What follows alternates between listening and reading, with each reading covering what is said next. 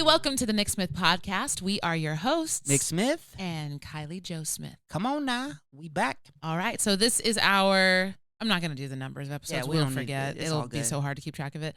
But this is another episode for you one. And another to watch. And another one. Or to listen to. You could just be listening.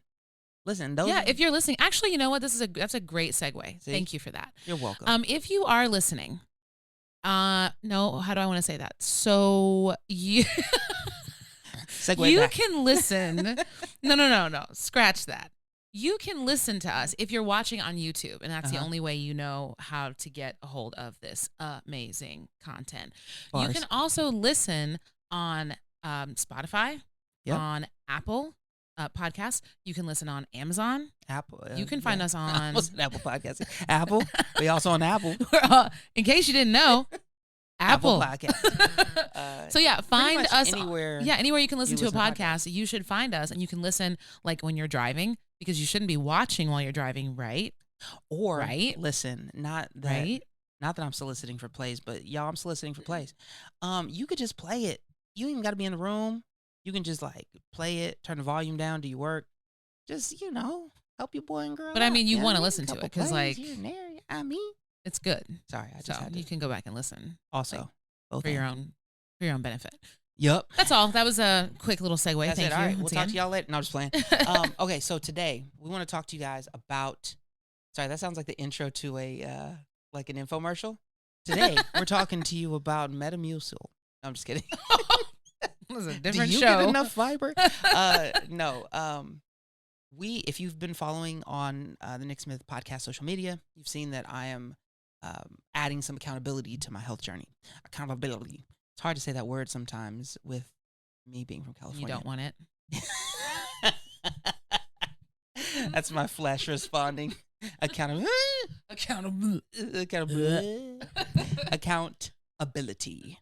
Yes. To my health journey. And so first, we want to thank you guys for following along, encouraging, because that is awesome. But we just wanted to dive into a little bit of what brought us to this season and kind of what the Lord has been showing us in this. And so take it away, Kylie. So I think it was last year or 2 years ago. We had shared that like the Lord was putting us on a different kind of trajectory with our health. We had coaches. We were learning some different things. And I think physical health is just always a thing. Like it's just always been a part of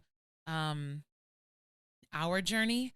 I know that I went about it the wrong way as a performer and like looking at my body as like a product and a thing to like force into certain standards of beauty and health and all those things. And so I had to kind of come out of that, but not even realizing how much of the standards of beauty and health are influenced by people and by entities that aren't actually for us was another layer of that, and kind of stripping away the the rose-colored glasses, I guess, about like, oh, this is what beauty really is, and this is what it means to be really healthy, and this is this and this. And most of it was about feelings and just like kind of navigating that and understanding what it means to feel healthy and to feel like you can love yourself. And so that was one part of it. And even after reaching some of the goals that we had and kind of getting to like a place with our weight and all of those things, we were not satisfied. It was like, okay, check the boxes, did the thing. Now what? Yeah, I felt like once hitting a certain weight goal, I didn't feel any healthier because I didn't feel like the way that we went about that season of life brought any emotional, spiritual growth or intellectual growth even. There was reliance on a system, which is great, but once that system wasn't in place, we saw a shift right back to our old ways. And honestly, that's us as human beings. That's nature. That's the flesh. Whenever we have a system that we can rely on, an external system, a law, a rule, it keeps us in check up to a certain point. But then when that rule is removed or released or no one's looking, or you have an opportunity to step away from that rule, you eventually go back to what you feel in your heart. Light shifted a little bit, y'all. It's all good. We just gonna keep rocking. It's a little more dramatic now, but we just gonna keep rocking with it. It was like at that shift, things shift. Dun dun dun. But So when those laws are removed, you start to see really what you believe about yourself, and you start to fall back into habits and routines and practices that are ingrained in you. Yeah. And you start to behave the way you believe you should. So Mm. without addressing the hard issues, without addressing the deeper stuff, all you're doing is behavior modification, and it's very easy to fall out of that and back into operating from identity, because that's what we Yeah. do anyway as human beings. Yeah. And like the legalism side, or the legalistic side of like weight loss and fitness is like, you do this, you get this result. Yeah. And like you said, it does work. Like laws work. Laws that are good and that are put in place to benefit a person, they will work for a time. But then once you get back to living your life and something shifts, like you have your schedule doesn't happen the same way that it normally does, or you find that you run out of this certain thing, or you can't quite follow the law to a T, then you'll start to modify the law just a little bit. Like, oh well, I mean, I know I said I would eat every 2 hours, but oh gosh, I guess I'm hungry now, so I'm gonna do an hour and a half. Yeah. And before you know it, you're then allowing yourself kind of this cheap grace, Mm. where it's like, oh well, I'll start again tomorrow. Oh well, and like we all do it, and not just with food or dieting or any of that. We do it with other things as well. We do it in our relationships. Well, I didn't quite tell a lie. I wasn't fully a lie, but I just kind of left out this detail. Well, Yeah. then next time it gets easier to actually like fully lie and commit to it. Compromise. Compromise, like lies of omission just turn into flat out dishonesty, or we could get into all kinds of examples of it, but we all do it in different areas. And I think what you said about identity is huge, and that was a Yeah. huge part of the shift for us, was like, why are we doing this? And when you start to ask those deeper whys, like, well, why am I hungry? Well, or am I hungry? Am I hungry? Yeah. Am I hungry? Why Like, am I eating this? why am I eating this? Well, because it tastes good. Well, why do I need to eat something that tastes good right now? Or why is my only bent on pleasing taste? Why is my only motivation just Jesus. releasing, pleasure hormones whenever I'm eating food? Yeah. And even Yeah. looking at the deeper realities of that, and how food affects the brain, Mhm. and how food affects like our overall well-being. And for me, it goes back to looking at the garden. Like I had to go there, and I had a Eden. playlist, the Garden of Eden. Not like I don't have a garden. I live in the Just city. walk back into my We garden. don't have a garden. To my garden. Not yet. But I had to go back to scripture, and I had a playlist I was listening to when we were working out. And though I do believe, and I think many experts would probably agree, that our health and weight loss choices don't just happen at the gym. Yep. They happen like in the grocery store. They happen like 100%. before you even get to the grocery store, when you're making your meal plan. But for me, the physical aspect of discipline is the one that my brain goes to most readily. And so I try to capitalize on that. And when I was at the gym, I would listen to this playlist, and over again, I would hear these same scriptures. Like I would listen to this thing on repeat. And some of the scriptures were from Genesis, where God gave the garden and told the man and the woman to eat and to enjoy, like to enjoy this and to subdue the earth. Yeah. And so shifting it back to, okay, well, if I'm meant to enjoy this, like if food is meant to be enjoyable, Mhm. but it's also fuel, and it's also meant to build up my body, how do I take the truth of what God's word says and apply it to what I do, so that my body and my brain can make that connection together, to where food is no longer a thing to be restricted, or a thing to use as a reward, or a thing to Come on. like to rule my life. Like food cannot be my ruler. Can't be your God. Right. And I think a lot of my struggle when doing very restrictive dieting, and we've done a bunch of different things. I struggle because it takes, like, putting that boundary in place. It really is that, like, the law. It shows me just how much I desired certain foods. We did things where it's like, okay, no grains, no sugar, no. I'm like, wait a second, hold on now, easy. Whoa, I can't have no slow this potatoes. train down. I can't have no cupcakes. I'm not even really big on sweets. I'm like, I just want bread and cheese and fried food. I can't do that. But it is that reflective thing that shows me, like, it only amplified the need that I saw, or not the need, but the cravings and the desires that I saw, just like the law only amplifies the sin that we see in our life. And it really is, you have to appreciate grace, and you have to walk in the grace of Christ to really be freed from that, to be freed from the law, still, abiding by the law of Christ, but not focusing on the law that really just points out the sin in our heart. And so like when it came to food and exercise and all that stuff, I had to stop looking for laws to govern my life, and I had to start looking for where is Jesus's grace in leading me in the better path, in the path that leads to life, and not just keeps me from doing bad. Because restraining me from doing bad only works as long as the restraints are there. But the purposing my heart to do good and purposing who I am to enjoy the good things that God has for me, that's a whole different journey. And that's really where God really put a shift in my heart, like really switched my focus. Yeah, I'd say another thing that helped us make some of those necessary changes that were sustainable, that have been sustainable for most of the year. I think since we made that commitment at the beginning of last year. Another thing was having these little people constantly around us. We're talking about our children. Yes. Sorry, I should probably clarify that. Our tiny humans who we are raising, Yes. having them, become a little bit more aware of how food plays a role in our life. Yes. And there were things and it's crazy, y'all, how much body image, it's so pervasive, and even at the age of 6 or 7, up to 10, how, especially for a little girl, how quickly they start to realize certain things are considered beautiful and other things are not.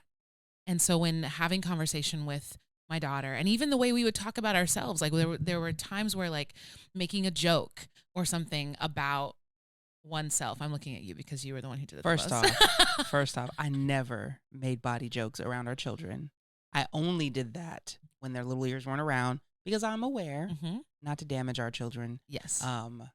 But my wife, when she sees things that our children pick up from other places, she's like, "You do that." They didn't get that from me. That's just the world. That's yes. what they get from the world. Yes. But yes. Yes. But all that to say, try to call me out in front of them. All that to say, these little ears and eyes see everything. They catch everything.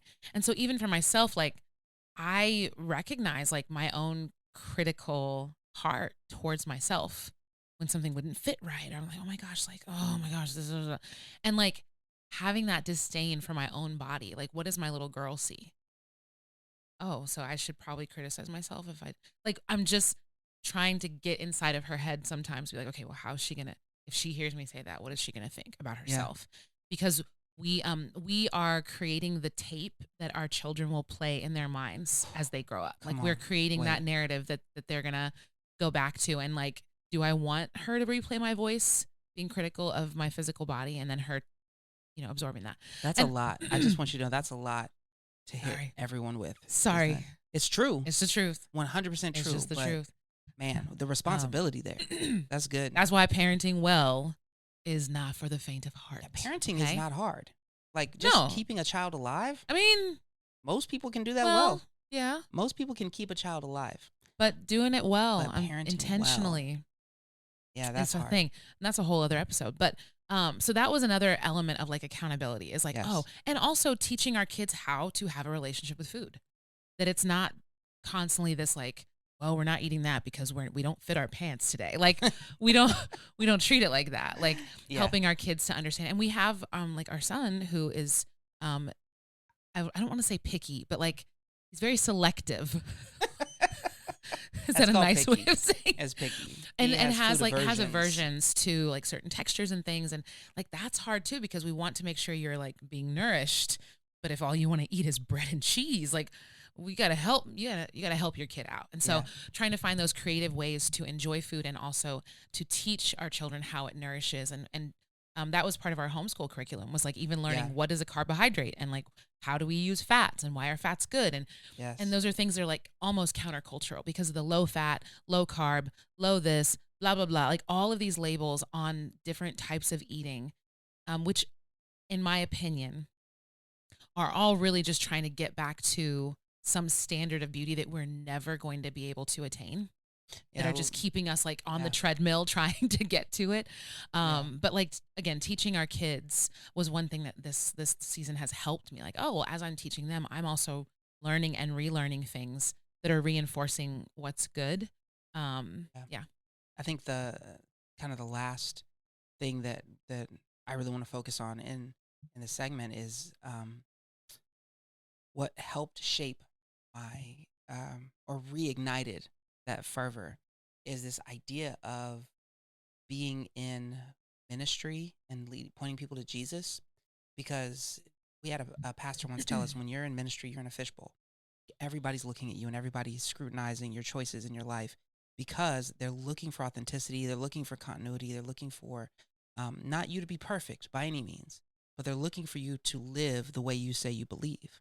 And so you have to be sure that the way you're living reflects what you say you believe. And so I had to take a real hard look at, as I'm leading a ministry where I'm pointing young adults to their purpose and their calling and trying to get them to fall in love with who Jesus calls them. I had to look at my life, and it was like, am I representing Christ well in how I'm presenting myself first and foremost, and also how I engage with food? Because here's the thing: gluttony is one of the most welcomed sins in the church. Oh my. And I'm sorry, put My, your my, toes my. in. My, my, Coming down my. your block, because I'm in my house talking about myself. So Literally, we are in our living room right now. literally in my own house. But no, what I'm saying though is I can only say this because I've experienced it, not because I'm judging through the window. I'm looking at the mirror and saying, you know what, this is something. It's easy to say, well, we had a fellowship dinner and it was a potluck. And yeah, I had 4 plates, but it was fellowship dinner. Or yeah, I took this family out and we went out to hometown buffet to eat all you can. Hometown, that's not even a thing anymore, I is was gonna it? say I haven't heard that since I was like Throwback. 10 years old. What's the thing? Golden Corral. Okay. We're going to Golden Corral. We're going to a smorgasbord. Bob We're going Evans. somewhere. Bob Evans. I'm trying to eat all I can eat because it's cheap and we can get a lot of food. But like, what does that say about you and your relationship to food and your relationship to Christ? And like, there's a lot of subtext in there. And for me, it was convicting. It was like, I don't want to be disqualified from ministering to somebody. Because I grew up in the hood, and with my brothers. Like, if you grew up in a family where y'all roasted each other, you'll know where I'm coming from. The first thing you talk about is whatever's wrong with that person. Doesn't matter what it is. Like, that's the first thing. And so I was always a chunky little kid, and so when me and my brothers would argue and fight, it would be like, oh, shut up, fat boy, and like that was just the thing, right? That's just what you do. And I knew they loved me. It was all out of love. My other brother, we call him skinny all the time. I think we like gave each other complexes for a while because he was like, I ain't that skinny. Anyway, it was like complexes. It's what you do. It builds character. But anyway, growing up in that environment, I say that to say, whenever somebody doesn't like what you're presenting and they want to buck up against, they're going to call out something in your life that they don't like anyway. And so as someone who's pointing people to Jesus, I don't want the issues in my life to be the stumbling block that says, well, why should I listen to you? You can't even, put the fork down. You can't even stop. You know what I mean? Like, yes, we all have struggles and we're not called to be perfect, but I want my walk to be reflective of the grace of Christ. And I want my walk to be one that says, hey, look, it's all out there. I'm trying to submit everything to God.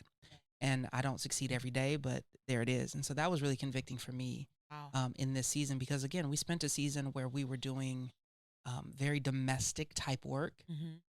Didn't have that feel of pastoral ministry. Still very much was shepherding, but it was corporate. It wasn't in the church. Yeah. The faith aspect had to be our why. It couldn't be our outright, up in front reasoning. And so the shift from that to where we are now really brought that conviction back. Yeah. Yeah, I think the word you used there was disqualify. Like, if there's anything that I see, like me personally, when I look at Christian culture, that oftentimes is brought out is like, well, it's 2 things. One is like, if you're How many? That many. 2 things. It's like if you're if your God is so loving and your Jesus is so great and all those qualifiers, then why are your Christians so fill in the blank? Usually it's Mean, unloving, hypocritical, judgmental, hypocritical. all It's that. like character traits. Mm-hmm. But then also another criticism of Christians is often, why are your Christians so unhealthy? Yeah. Like if relationally, physically, mentally, emotionally. And so that is something that is convicting. Like that is something that like, okay, well, it shouldn't be that the Christians who are well known or who are out there teaching and whose personalities are well known are physically indicative of a life of indulgence. Like it shouldn't be that way, because our God is a God of lavish love and grace, but it's not cheap. Yeah. And he does not call us to overindulge in the things of this world. And so it's a hard thing, because I remember watching like a guy on a podcast who was talking about this in like great detail and a lot more, maybe even it could be interpreted as harshly on the way he was saying it. But I was like, no, he's right though. Like this is something that we have to be able to engage in our culture as Christians and say, like, if we're not supposed to look like the world, like if we're truly not supposed to look like the world, what is different about us? And it can't just be this little private thing that we keep. Like how are we engaging with food in a way that is holy and is good, and it celebrates the things that God celebrates, and it turns away from the things that God turns away from. Like how are we doing that? And how are we doing even our physical life? Like I'm not saying we have to spend 25 days a month in the gym. Like you don't have to spend the majority of your time doing the thing that everybody else is doing, but like what are you doing? How is your physical discipline different? Because it has to be different. If nothing else, it has to be different because of the reason we do it is so that we don't become disqualified, so that making our bodies our slaves and telling them to obey what is good, that there's fruit from that we can see. But also, like, in what way are we displaying the glory of Christ? Part of the journey, I believe, as a Christian and understanding health in general is getting down to the why. Like you had said, something you had said about knowing that like God has blessed us with all of this. I don't remember how you said it, but it was good. It was great. And it was amazing. Go back and watch it. Go back and watch, listen. But the thought of, why do we engage in food? Why do we engage in working out? Why do we do what we do? Like the why has to be different than the world. That's what it was. That's what you said. Yeah. Our why has to be different. And I feel like when I ask myself those deeper why questions in my own personal journey, a lot of times my why I'm having a third cookie isn't to glorify God. And then there are also times why I'm at the gym isn't to glorify God either. Like I have to ask myself those questions. Why am I doing this? And I believe if we are to trust God with everything, including our bodies, we have to take the natural rhythms that God has already built into the world, times of fasting and feasting, times of Sabbath rest, and times of working. Like there is a season for everything.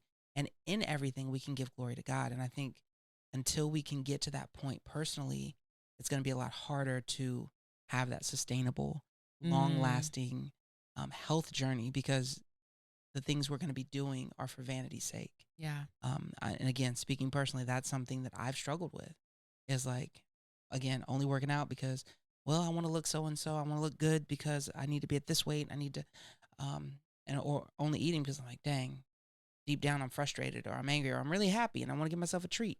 Like none of it has anything to do with my identity in Christ. And so as a believer, I think that's where we need to head with our health journey. Yeah. Well, and also acknowledging like health, your physical health can oftentimes be just a symptom of something else. That's good. And so like, and I mean, doctors know that when you come in with something like, oh, hey, I have this rash. Okay, well, that's a symptom.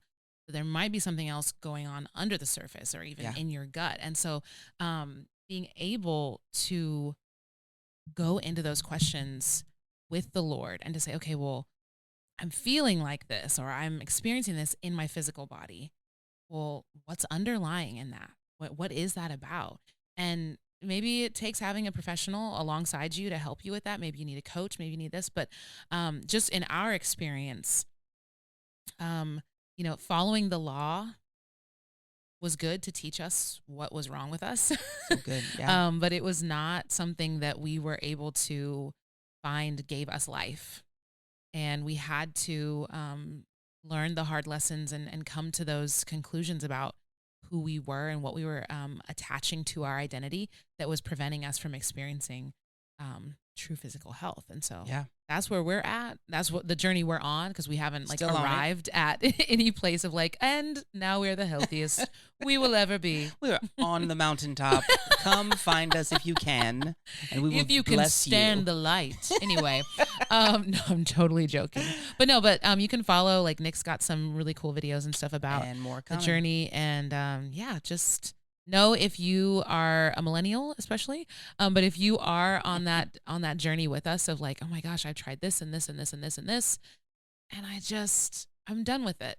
Yeah, that you can join us here. It's really fun. We're super awesome. We're safe space for that. All right, cool. Well, God bless y'all. Thank you so much for listening. We hope that this episode has connected you to living truth. Be blessed.